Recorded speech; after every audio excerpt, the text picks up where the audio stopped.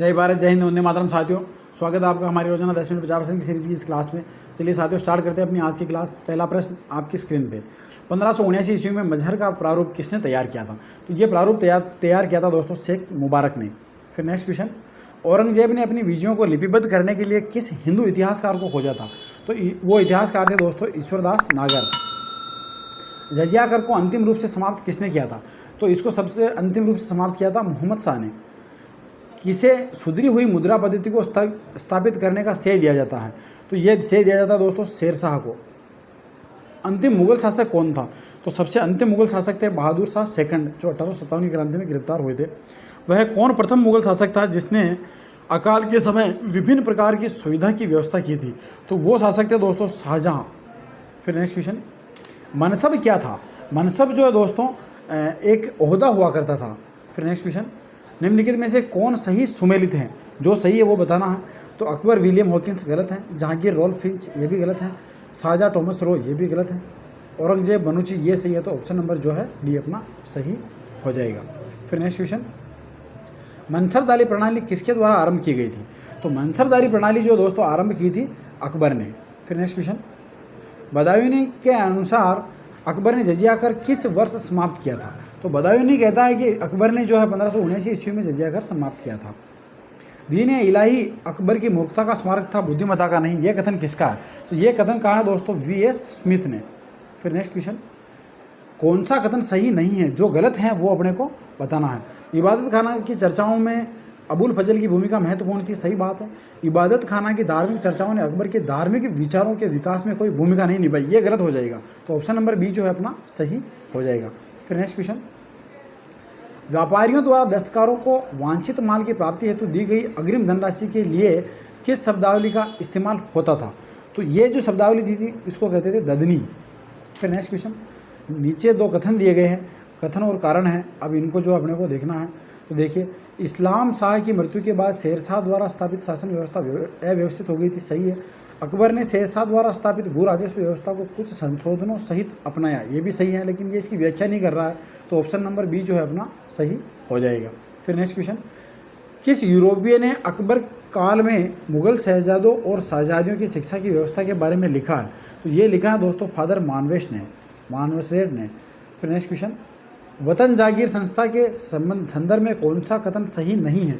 जो गलत है वो बताना। तो देखिए, वतन जागीर की अवधारणा की शुरुआत सुल्तान अलाउद्दीन खिलजी के काल में हुई थी, ये गलत हो जाएगा। तो ऑप्शन नंबर ए ही जो है अपना गलत हो जाएगा। निम्नलिखित में से किसने अपाहिज लोगों के संबंध में जानकारी एकत्र की तथा उन्हें गुजारा भत्ता दिया था? तो ये सेवा का काम किया था दोस्तों शेरशाह ने। फिर नेक्स्ट, मुगलों के शासनकाल में निम्न में से कौन सा शाही दस्तावेज नहीं था? देखिए, फरमान था, सनद था, खुतबा नहीं था। तो ऑप्शन नंबर सी जो है सही हो जाएगा। निम्नलिखित में से मुगल सेना के सैनिकों में कौन सर्वाधिक वेतनभोगी होता था? अगर अब इनमें से देखा जाए तो अहदी जो होता था ये सबसे अधिक वेतनभोगी हुआ करता था। फिर नेक्स्ट क्वेश्चन, सदर उस सुदूर मुगलों के अधीन मंत्री था, तो ये जो धर्म और पदार्थ कार्यों का मंत्री हुआ करता था। फिर नेक्स्ट क्वेश्चन, किसे मुगल प्रशासन में अमीरों का मुख्य माना जाता था? तो अमीरों का मुखिया जो होता था वो दीवाने आला कहलाता था।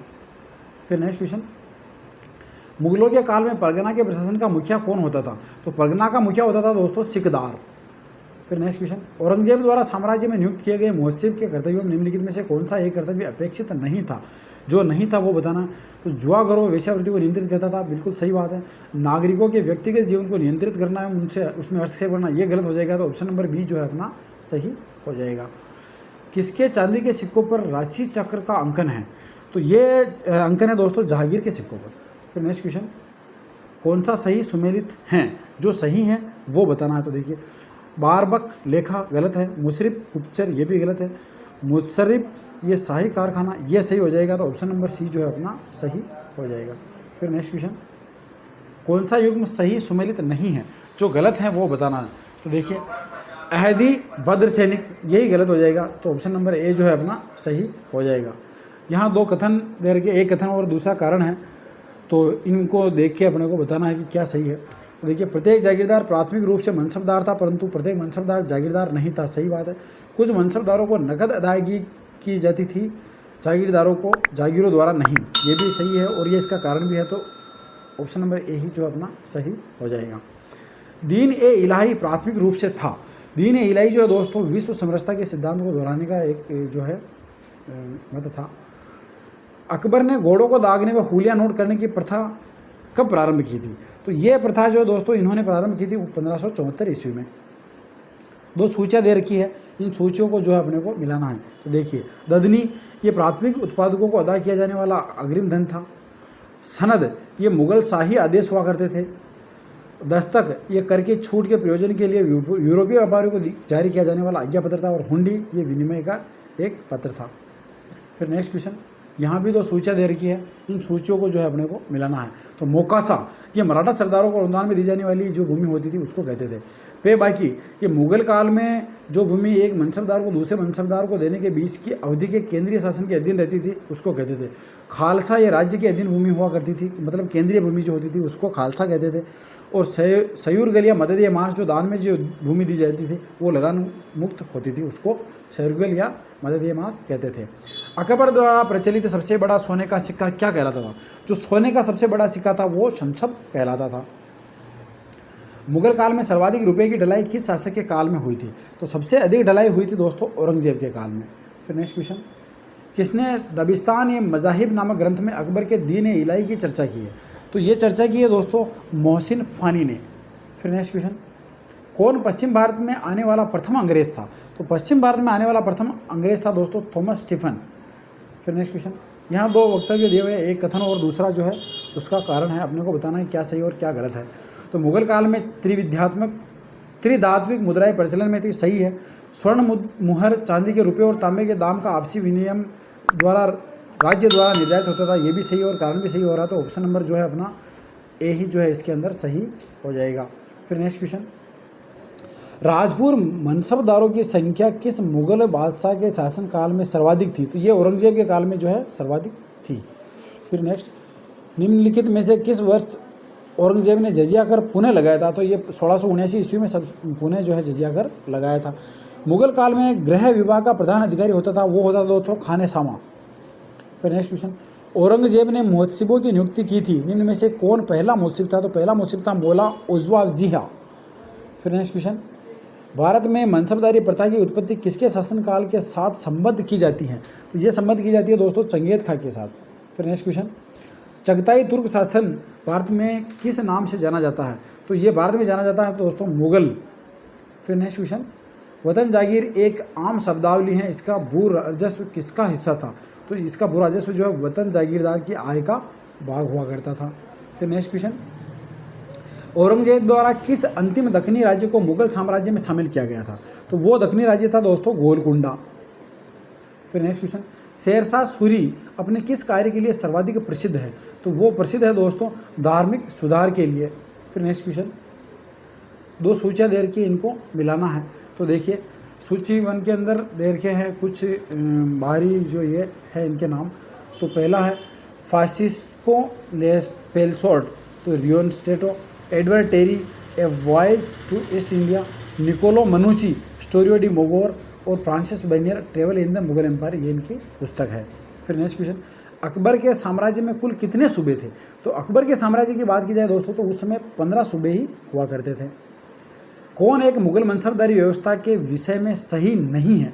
अब जो गलत हैं वो अपने को बताना है। तो देखिए कि इसके अंतर्गत मनसबदारों के 33 वर्ग थे, सही है। उन्हें मशरूत अथवा प्रावधिक पदवी प्रदान किया जा सकता था, ये भी सही है। इसके द्वारा मुगल यातायात व्यवस्था सुदृढ़ आधार पर व्यवस्थित की गई थी, ये भी सही है। मनसबदार आनुवांशिक अधिकारी थे, ये गलत हो जाएगा क्योंकि वो आनुवांशिक नहीं हुआ करते थे। मनसबदारी व्यवस्था में मंद स्केल प्रथा किसने प्रारंभ की थी? तो ये प्रारंभ की थी दोस्तों शाहजहां ने। फिर नेक्स्ट क्वेश्चन, कौन सा युग्म सुमेलित नहीं है? जो गलत है वो अपने को बताना है। किरोड़ी मुगल प्रशासन में एक राजस्व अधिकारी था, सही है। खालिसा यह भूमि जो क्षेत्र जिसका राजस्व सीधे शाही खजाने में जमा किया जाता है, ये भी सही है। तरफदार बहमनी सल्तनत में प्रांतीय सूबेदार हुआ करता था, ये भी सही है। पेबाकी राजस्व का जागीर में आवंटन, ये गलत हो जाएगा। तो ऑप्शन नंबर डी जो है अपना सही हो जाएगा। फिर लास्ट क्वेश्चन, मुगल काल में जाब्ती क्या था? तो जाब्ती जो है दोस्तों ज़मीन की पैमाइश हुआ करती थी। फिर नेक्स्ट क्वेश्चन, निम्नलिखित में से किस अधिकारी का मुगल साम्राज्य के नगरीय प्रशासन से संबद्ध नहीं है? तो अगर इनमें से देखा जाए दोस्तों, तो नाजिम जो है अधिकारी है, इसका संबंध नहीं है। मुगल शासन व्यवस्था के संबंध में निम्नलिखित में से कौन सा कथन सत्य नहीं है, जो गलत है वो बताना है। तो मुगल शासन व्यवस्था मुख्यतः एक सैनिक शासन था, सही है। यह केंद्रीभूत निरंकुशवाद एवं एकतंत्रवाद था, सही है। सम्राट को इस्लामी परंपराओं का पालन करना पड़ता था, ये गलत हो जाएगा। तो ऑप्शन नंबर सी जो है अपना सही हो जाएगा। मुगल प्रशासन के अंतर्गत मीर बख्शी का कार्य था। जो मीर बख्शी हुआ करता था दोस्तों, ये सैन्य प्रशासन का कार्य करता था। दक्कन की सूबेदारी के अपने द्वितीय काल में औरंगजेब ने किस क्षेत्र में टोडरमल के राजस्व सुधारों को किसकी सहायता से क्रियान्वित किया था? तो ये किया था दोस्तों मुर्शिद कुली खां के सहायता से। तो ये थी दोस्तों अपनी रोजाना 10 मिनट 50% की सीरीज़ की आज की क्लास। आशा करता हूँ आपको क्लास पसंद आई होगी। अगर क्लास अच्छी लगी हो तो लाइक, शेयर और सब्सक्राइब जरूर करें। धन्यवाद।